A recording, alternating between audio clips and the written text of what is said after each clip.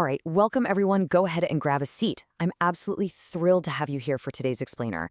For the next few minutes, I want you to think of me as your academic professor because we are going to dive deep into the invisible forces shaping, well, our entire online reality. Every single time you scroll through a feed or click a recommended video or even get a bank transaction approved, there is an algorithm pulling the strings. But how do these digital bots actually work? And maybe more importantly, what happens when they get so insanely complex that not even their creators understand them? Well, class is officially in session. Let's figure out exactly how machines learn. Here's a quick look at our syllabus for today's lecture. We're going to cover Welcome to Algorithms 101, the B versus 3 problem, Meet the Bot Builders, the Infinite Testing Warehouse, collecting data and passing tests, and we'll wrap up with the unknowable AI brain. All right, let's jump right into Section 1. Welcome to Algorithms 101. So there's a really stark contrast in how we used to build technology versus how we do it now. Back in ye olden days of programming, human developers built algorithmic bots by just writing out really simple, explicit instructions. It was totally logic-based. If this specific thing happens, then do that specific thing. But today's problems are way too massive to be solved with simple if-then statements. We're dealing with literally a gazillion financial transactions a second, where we need to instantly detect fraud. There are, no joke, octillions of videos on platforms like NetMeTube. How do you manually code rules to figure out which 8 videos a specific user wants to see next? You can't. The math is incredibly complex, mostly super heavy linear algebra. Modern bots give us answers that are leaps and bounds better than a human can ever produce manually, but they require a completely different approach to programming. Which brings us to Section 2, the B versus 3 problem. Okay, imagine you need to build a bot that can recognize what's in a picture. You have to teach it to answer a seemingly super simple question. Is the image a B or is it a number 3? How would you actually write the code for that? Seriously, think about it for a second. You can't just explain it to a bot. You and I can use words to describe the yellow stripes on a B or, the specific curves of a 3, but bots don't speak human languages. The real hurdle here is that even little humans, like actual toddlers, can easily point out a B or a 3, but they don't do it because they memorized a list of written instructions. We do it because of the incredibly complex wiring in our brains. We just instantly know. It's intuitive. And we cannot manually code human intuition into a bot's digital brain. So, if we can't write the instructions for the bot to recognize a B, what on earth do we do? Well, we have to get the bot to learn it on its own. And that leads us to Section 3, Meet the Bot Builders. Since we humans can't build the perfect bot directly, a smart human programmer writes some simpler code to create 3 distinct characters. First up, we have the builder bot. Now, builder-bot isn't very good at its job. It basically just connects the wires and modules of bot brains almost entirely at random. Second, we have the teacher bot. Now, a quick caveat, teacher bot cannot actually teach. If a human could program teacher bot to know the difference between a B and a 3, we wouldn't even have this problem. But teacher bot does hold the answer key provided by humans, meaning it can administer tests. And finally, we have the student bots. These are the adorable little bots that stick their tongues out, try incredibly hard, and initially, they fail. Like very, very badly. But hey, it's not their fault. BuilderBot literally wired their brains at random. Moving on to Section 4, the Infinite Testing Warehouse.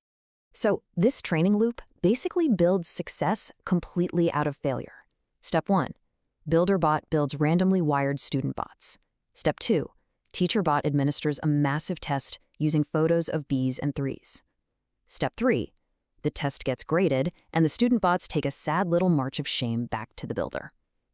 But Step 4 is where the real magic happens. The builder bot takes the students who performed the absolute worst and simply recycles them. Gone. But it takes the few that did the best, maybe they got 51% right instead of 50%, and makes copies of them, mixing up their wires with new random combinations. Then, Step 5. They go back to school and the loop repeats, over and over and over again. And the absolutely crucial point here is the sheer mind-boggling scale of this operation. TeacherBot isn't running some quaint one-room schoolhouse with a 10-question quiz. No way. We are talking about an infinite warehouse testing bots against millions of questions through thousands or even millions of these life and death cycles. At first, the student bots that survive are honestly just getting lucky. But here is the ultimate secret to machine learning. By combining enough lucky bots, keeping only what actually works in that digital slaughterhouse, and randomly messing around with new copies, luck eventually turns into genuine, measurable skill. Slowly, the average test score rises, the passing grade gets higher, and eventually, a student bot emerges from this infinite warehouse that can look at a photo it has never ever seen before and accurately tell you if it's a B or a 3. Let's look at Section 5, collecting data and passing tests. There is a golden rule in this entire process. More data equals longer tests equals better bots. Remember, the student bots only get good at exactly what they are tested on. If they're only tested on right-side-up photos of bees, they will fail completely if you show them a photo that's upside down. And since TeacherBot can't actually teach them how to understand an upside-down photo, the only solution the human overseers have is to make the test longer. They just have to include upside-down photos. They need way more questions. This is the exact reason why tech companies are absolutely obsessed with collecting your data. They literally need it to fuel the infinite warehouse. And this brilliantly illustrates how you are put to work for the warehouse. I mean, we've all seen the "Are you human?" CAPTCHA test, right? When you're asked to click all the squares with traffic lights or crosswalks or bicycles, you're supposedly proving you aren't a bot. But there's a wild hidden reality here. You are actually doing free labor for the machine learning faculty. You're helping human overseers build the millions of answer keys required to test the bots on how to drive cars or read street signs. When you answer, you are building the test. But sometimes the algorithms don't just use your answers, they actually run the tests right on you. Let's say a platform, we'll call it NetMeTube, wants to maximize user engagement. The measurement is super simple. How long do you stay on the site? So TeacherBot gives student bots a bunch of human users to oversee. The student bot tries picking different videos to throw into your feed. If you keep watching, that bot gets a high test score and survives. If you close the app, that bot fails and gets recycled. Millions of cycles later, a bot graduates from the warehouse simply because it has mastered the winning strategy of keeping human eyes glued to screens for the longest possible average duration. Which brings us to our final section, Section 6, the unknowable AI brain. I want you to think about this number. When people ask, hey, how does the NetMeTube algorithm actually select videos? There isn't a straightforward answer.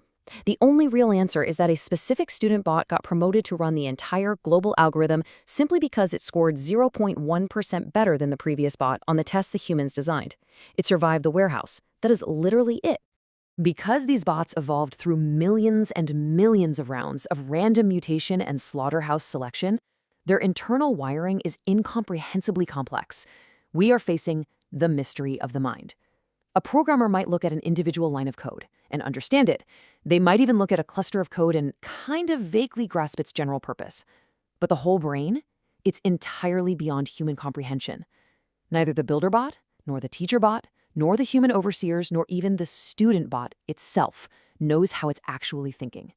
Nonetheless, it works perfectly.